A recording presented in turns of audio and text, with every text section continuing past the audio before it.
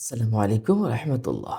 সম্মানিত দর্শক ও শ্রোতা, আজ আপনাদেরকে জানাবো লা হাওলা ওয়ালা কুওয়াতা ইল্লা বিল্লাহ। এই বাক্যটি পড়লে কি হয়? এই বাক্যগুলো আল্লাহ পাকের কাছে মকবুল বাক্য। আল্লাহ পাকের কাছে কিছু মকবুল বাক্য আছে যেগুলো পড়ে আল্লাহর কাছে দোয়া করলে আল্লাহ পাক ফেরত দেন না। তিনি লজ্জাবোধ করেন ফেরত দিতে। ঠিক তেমনিভাবেই একটি বাক্য হলো লা হাওলা ওয়ালা কুওয়াতা ইল্লা বিল্লাহ। এছাড়াও আছে লা ইলাহা ইল্লা আনতা সুবহানাকা ইন্নী কুনতু মিনাজ জালিমিন। বিপদ থেকে মুক্তি দান করে। এছাড়াও আছে আল্লাহর উপরে একমাত্র আল্লাহ পাক রব্বুল আলামিনের উপরে আস্থা বিশ্বাস স্থাপন করে আল্লাহর উপর ভরসা করার একটা দোয়া হলো হাসবি আল্লাহু লা ইলাহা ইল্লাহু, অথবা হাসবুনাল্লাহু নি'মাল ওয়াকিল নি'মাল মাওলা ওয়া নি'মান নাসির। আজ আপনাদেরকে লা হাওলা ওয়ালা কুওয়াতা ইল্লা বিল্লাহ এই দোয়াটার একটা ফজিলত আপনাদেরকে জানাবো। সম্মানিত দর্শক ও শ্রোতা, একে একে জান্নাতের ধন ভান্ডার বলা হয়েছে। বুখারী শরীফের ৪,২০৫ নাম্বার হাদিস শরীফে রাসূলুল্লাহ সাল্লাল্লাহু আলাইহি সাল্লাম বলেছেন, একজন সাহাবীকে জিজ্ঞেস করলেন, "ও আমার সাহাবী, তোমাকে আমি কি জান্নাতের ধন ভান্ডারের বিষয়টা আমি বলে দিব না?" তখন বললেন, "ইয়া রাসূলাল্লাহ, অবশ্যই আমাদেরকে জানাবেন।" তখন তিনি বললেন, "লা হাওলা ওয়ালা কুওয়াতা ইল্লা বিল্লাহ।" এটা হচ্ছে জান্নাতের ধন ভান্ডার। সুবহানাল্লাহ! এই ধন ভান্ডার যারাই আবৃত্তি করবে, যারাই পড়বে, তারাই কিন্তু ধনী হবে। এবং আপনি যদি প্রতিদিন সকালবেলায় কমপক্ষে ১০০ বার আপনি যদি আগে পিছে দরুদ শরীফ পাঠ করে মাত্র ১০০ বার যদি আপনি লা হাওলা ওয়ালা কুওয়াতা ইল্লা বিল্লাহ, লা হাওলা ওয়ালা কুওয়াতা ইল্লা বিল্লাহ ১০০ বার পাঠ করেন, আল্লাহ পাক রব্বুল আলামিন আপনাকে দুনিয়ার ধন ভান্ডার খুলে দিবেন। সুবহানাল্লাহ, সুবহানাল্লাহ। এটা কিন্তু অনেক বুজুর্গানের দিন। তারা কিন্তু এই আমলটা করেন। আপনিও আমলটা করতে পারেন। অন্য এক হাদিসে, তিরমিজি শরীফের হাদিসে এইটাকে জান্নাতের দরজা বলা হয়েছে। আপনি যদি জান্নাতের দরজা বলা হয়েছে, এই দোয়াটা পড়লে জান্নাতের দরজা দিয়ে প্রবেশ করা যাবে।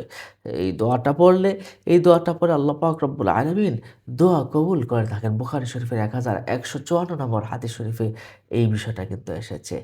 তো বাড়ি থেকে যদি কেউ বের হওয়ার সময় লা হাওলা ওয়ালা কুওয়াতা ইল্লা বিল্লাহিল আলিয়্যিল আযীম এইটুকু পড়ে, তাহলে আল্লাহ পাক রব্বুল আলামিন তাকে সম্পূর্ণ হেফাজত করবেন এবং শয়তান তার থেকে দূরে সরে যায়। তিরমিজি শরীফে ৩,৪৩৭ নম্বর হাদিস শরীফে কিন্তু এই বিষয়টা এসেছে। সম্মানিত দর্শক ও শ্রোতা, এই সূরাটা নিয়মিত পড়লে আপনার সমুদ্রের ফেনা রাশি পরিমাণ গুনাহও কিন্তু আল্লাহ পাক রব্বুল আলামিন ক্ষমা করে দেন। তিরমিজি শরীফের হাদিস শরীফে রয়েছে, আ এবং সহিহ তারগিব নম্বর হাদিস শরীফে এটা রয়েছে। এইটা যে একবার পড়ে, এই লা হাওলা ওয়ালা কুওয়াতা ইল্লা বিল্লাহিল আলিয়্যিল আযীম একবার পড়ে, জান্নাতে তার জন্য একটি বৃক্ষ, গাছ তার জন্য রোপণ হয়ে যায়। সুবহানাল্লাহ, সুবহানাল্লাহ। সহিহ তারগিবে এই বিষয়টা রয়েছে। আর এইটা যদি আপনি পাঠ করেন, আপনি সকালে, রাত্রে বা যেকোনো সময় পাঠ করেন। সকালে ১০০ বার তো অবশ্যই পাঠ করবেন। আপনি যদি এটা পাঠ করেন, আপনার বিপদ-আপদগুলো ওই দিন আর আসবে না। চিন্তা ভাবনাগুলো আল্লাহ পাক রব্বুল আলামিন আপনার দূর করে দিবেন। নিশ্চয়ই বিষয়টা বুঝতে পারছেন। এছাড়াও এই লা হাওলা ওয়ালা কুওয়াতা ইল্লা বিল্লাহ জান্নাতের গুপ্তধন হওয়ায় দুনিয়ারও একটা গুপ্তধন। দুশ্চিন্তা, বিপদ-আপদ দূর করে দেয়। মানুষের মনের ভিতরে প্রশান্তি দান করেন। এবং রাসূল সাল্লাল্লাহু আলাইহি ওয়াসাল্লাম সবচেয়ে বড় যে বিষয়টা বলেছেন, এটা হচ্ছে লা হাওলা ওয়ালা কুওয়াতা ইল্লা বিল্লাহ। এটা একটা রোগ-সুখ, বিপদ-আপদ দূর করে দেয়। রাসূল সাল্লাল্লাহু আলাইহি ওয়াসাল্লাম বলেছেন, এটা হচ্ছে ৯৯ টা রোগের ঔষধ। লা হাওলা ওয়ালা কুওয়াতা ইল্লা বিল্লাহ। সুবহানাল্লাহ, সুবহানাল্লাহ। এবং এই দোয়াটা বেশি, বেশি করে পাঠ করলে তার অভাব দূর হয়ে যায়। অভাবগুলো দূর হয়ে যায়।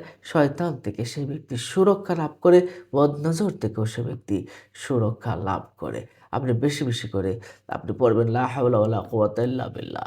আপনি ঘর থেকে বের হচ্ছেন, বের আপনি পড়বেন।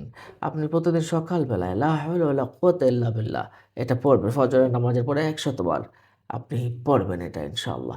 এটার অর্থ হলো আল্লাহ ব্যতীত পাপ থেকে বাঁচার ও সৎকর্ম করার কোনো শক্তি বা সামর্থ্য নেই।